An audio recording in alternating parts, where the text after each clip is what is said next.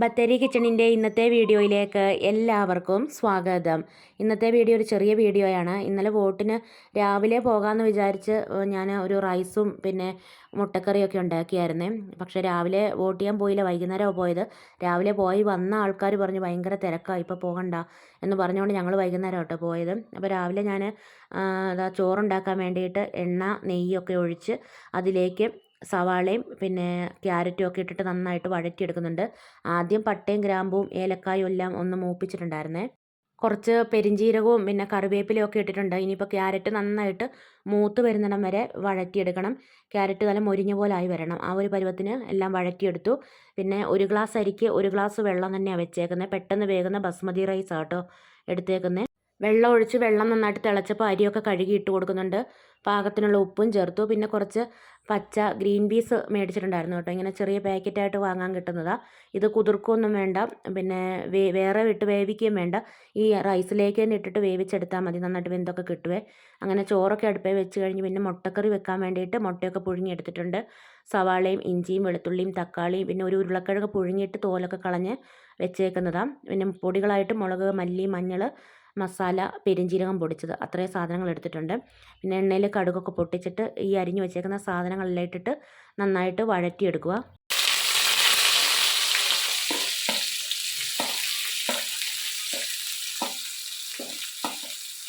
ചേട്ടായിക്ക് ജോലിക്ക് പോകണം. അപ്പോൾ ചേട്ടായിക്ക് കൊണ്ടുപോകാനും ഞാൻ ഈ ചോറ് തന്നെ കേട്ടോ കൊടുത്ത് വിട്ടത്.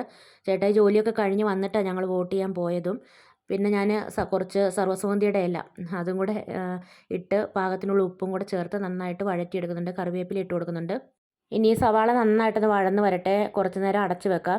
വൈകുന്നേരം വോട്ട് ചെയ്യാൻ പോയിട്ടും ഭയങ്കര തിരക്ക് തന്നെയായിരുന്നു കേട്ടോ. കുറേ നേരം ക്യൂ ഒക്കെ നിന്നിട്ടാണ് വോട്ട് ചെയ്ത് വന്നത്. പിന്നെ ഇതിലേക്ക് പൊടികളൊക്കെ ചേർത്തിട്ട് പൊടികളൊക്കെ നന്നായിട്ടൊന്ന് മൂത്ത് വരുന്നിടം വരെ ഒന്ന് മിക്സാക്കി കൊടുത്തു.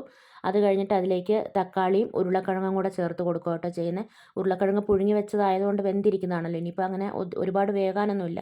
ഈ തക്കാളി ഒന്ന് വെന്ത് ഉടയണം. ആ ഒരു പരുവത്തിലാവാൻ വേണ്ടിയിട്ട് ഒന്ന് അടച്ച് വെച്ചു. ഉരുളക്കിഴങ്ങും തക്കാളി ഇതുപോലെ അടച്ച് വെച്ച് വേവിക്കുമ്പം രണ്ടാം പാലെടുത്തിട്ട് അതൊഴിച്ചിട്ട് വേവിച്ചാലും നല്ലതാണ്. ഞാനിപ്പോൾ ഒറ്റ പാൽ മാത്രമേ എടുത്തിട്ടുള്ളൂ, ഒന്നും രണ്ടും പാലൊന്നും എടുത്തിട്ടില്ല. അതുകൊണ്ടാണ് ഞാനിപ്പോൾ പാലൊഴിക്കാതെ ഒന്ന് വേവിച്ചത്.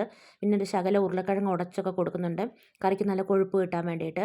പിന്നെ തേങ്ങാപ്പാലും കുറച്ച് വെള്ളവും കൂടി ഒഴിച്ച് ലാസ്റ്റ് മല്ലിയിലയും മുട്ട പുഴുങ്ങിയതൊക്കെ ഇട്ട് കൊടുക്കുക. എരിവ് കൂടുതൽ വേണമെങ്കിൽ പച്ചമുളക് ഇട്ട് കൊടുക്കാം. ഞാൻ പച്ചമുളക് ഇട്ടിട്ടില്ല. പിന്നെ മുട്ടയൊന്ന് വരഞ്ഞിട്ട് വേണം കേട്ടോ ചേർത്ത് കൊടുക്കാൻ വേണ്ടിയിട്ട്. ഇനിയിപ്പോൾ തിളയ്ക്കൊന്നും വേണ്ട, തീ ഓഫാക്കാം.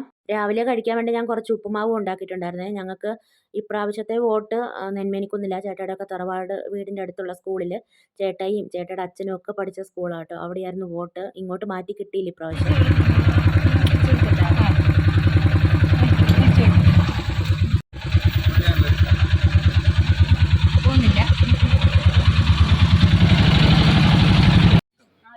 നിങ്ങളെ രണ്ടാമത്തെ അനിയനില്ലേ, അവരും ഭാര്യയായിട്ട് എവിടെയപ്പോ താമസം?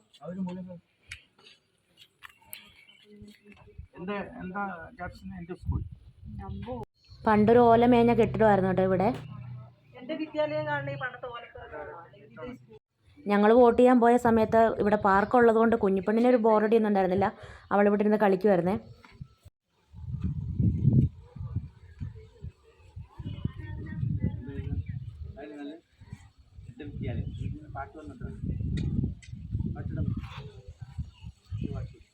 വോട്ടൊക്കെ കഴിഞ്ഞ് വന്നപ്പോൾ അമ്മച്ചിയും ഞങ്ങളുടെ കൂടെ വന്നിട്ടുണ്ടായിരുന്നേ. അപ്പോൾ ഇന്നത്തെ വീഡിയോയും വിശേഷങ്ങളൊക്കെ ഇവിടെ നിർത്തുകയാണ്. വീഡിയോ കണ്ട് ഇഷ്ടമാവുകയാണെങ്കിൽ സബ്സ്ക്രൈബ് ചെയ്യാനും ലൈക്ക് ചെയ്യാനും ഷെയർ ചെയ്യാനും കമൻറ്റ് ചെയ്യാനൊന്നും മറന്നു പോകരുതേ. നാളെ പുതിയൊരു വീഡിയോയുമായി നമുക്ക് വീണ്ടും കണ്ടുമുട്ടാം.